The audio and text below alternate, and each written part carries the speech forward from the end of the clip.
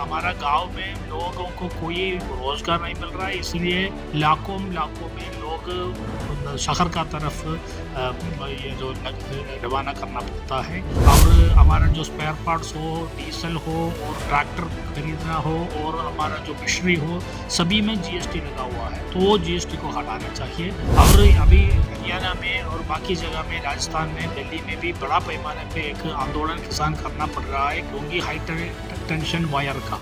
किसानों को मुद्दा एक बार फिर से गरमाने लगा है। दरअसल जो किसानों की मांग थी एमएसपी पर कानून बनाने की और जो तमाम मांगे थी उनको लेकर अब किसान एक पत्र पीएम मोदी को सौंपेंगे और उन मांगों का भी जिक्र करेंगे। राहुल गांधी के जरिए यह पत्र प्रधानमंत्री को सौंपा जाएगा। इस वक्त हमारे साथ बातचीत करने के लिए मौजूद हैं संयुक्त किसान मोर्चा की तरफ से सर क्या कहेंगे? आप लोग एक पत्र लिखकर प्रधानमंत्री मोदी को सौंपेंगे, क्या क्या डिमांड है उस पत्र में? मेरा नाम पी कृष्ण प्रसाद, मैं संयुक्त किसान मोर्चा का नेशनल कोऑर्डिनेशन कमेटी से हूँ।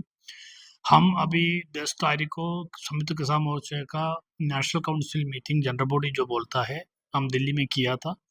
तो उसी में हमने ये फैसला किया कि ये जो माहौल अभी देश में बना हुआ है उसमें किसान मजदूर का आंदोलन को बहुत बड़ा योगदान है कि भाजपा को अभी एब्सोल्यूट मेजोरिटी नहीं मिला, 240 ही उनको पास है, तो उनको गठबंधन में ज़्यादा भरोसा करके रखना पड़ता है। फिर भी ये जो सरकार ने उनको नीतियों बदलने का कोई सोचते नहीं है, प्रधानमंत्री हो और बाकी मिनिस्टर्स हो और उनका स्पीकर हो, सब लोग वही है, पुराना लोग ही है।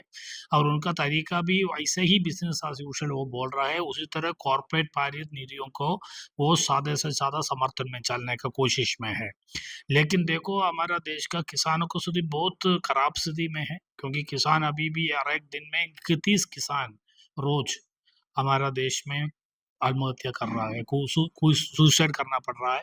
और हमारा गांव में लोगों को कोई रोजगार नहीं मिल रहा है, इसलिए लाखों लाखों में लोग शहर का तरफ ये जो रवाना करना पड़ता है कि माइग्रेशन जो बोलता है।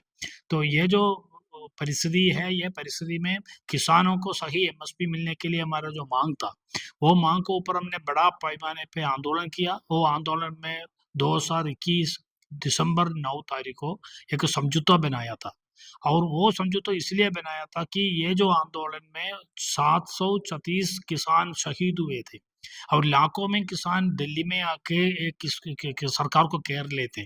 तो ये परिस्थिति में मजबूर होकर उन्होंने किया। लेकिन अभी देखो 2021 का बाद, 3 साल का बाद भी, ये नया सरकार आने का बाद भी उन्होंने वो जो समझौता में हमको वादा किया था वो लागू नहीं किया है, एमएसपी ना दिया। और उसने जो बिजली का जो निजीकरण को बंद करने का बात वो नहीं किया और ये भी वो मुआवजा किसानों को देने का बात था वो दिया नहीं है और केस वापस नहीं किया है, कुछ भी नहीं किया है। तो ये परिस्थिति में ये सरकार को एक ही भाषा समझेगा, वो संघर्ष का भाषा है। तो हम संघर्ष होने का फैसला किया है। अभी हम ये फैसला किया, पहले हम सारे हमारे जो नए चुने हुए सांसदों को मिलने का फैसला किया है। हमारा किसान और आंदोलन का सभी नेतृत्व अपना अपना कॉन्स्टिट्यूंसी में सारे देश में आज कल परसों 3 दिन, 16 17 18 दिन सारे सांसदों को मिलेंगे और वो सांसदों को हम प्रधानमंत्री को जो हम जाना देना चाहता है वो डिमांड चार्टर है, वो डिमांड चार्टर और मांग पत्र और हमारा जो मेमोरेंडम है वो सभी सांसदों को हम दे देंगे। और उसका बाद हम अभी प्रधानमंत्री और LOP Lok Sabha opposition leader in Lok Sabha Rahul Gandhi और राज्यसभा में मल्लिकार्जुन खड़गे, ये तीनों नेतृत्व को हम मिलने का कोशिश है। हम उसको चिट्ठी दे देंगे, दे दिया है ऑलरेडी और उसको हम जवाब को प्रतीक्षा करते हैं। और जब वो जवाब देंगे, हमें मिलने तैयार होगा तो हम प्रधानमंत्री को जाकर मिलेंगे और ऑपोजिशन विपक्ष का नेता को मिलेंगे और हम ये मांगेंगे कि आप जल्दी से जल्दी हमारा मांगों में आप अपना कार्रवाई कर लो, हमको एमएसपी का बिना नहीं जा सकता। दूसरा बात है कि हमारा लागत बहुत बड़ा पैमाने पे बढ़ रहा है, आपको जानते हैं कि महंगाई बढ़ रहा है, खाद का, बीज का, सबका। और हमारा जो स्पेयर पार्ट्स हो, डीजल हो और ट्रैक्टर खरीदना हो और हमारा जो मशीनरी हो, सभी में जीएसटी लगा हुआ है, तो वो जीएसटी को हटाना चाहिए। हमारा एक नया मांग हमने इसमें डाला है। और इसी तरह दूसरा एक बड़ा मुद्दा है कि ये जो हमारा देश का जो जमीन अधिग्रहण का, तो ये जमीन अधिग्रहण को बंद करने का हमारा 2013 का कानून था। रिहैबिलिटेशन और रीसेटलमेंट का बिना कोई अधिग्रहण नहीं कर सकता।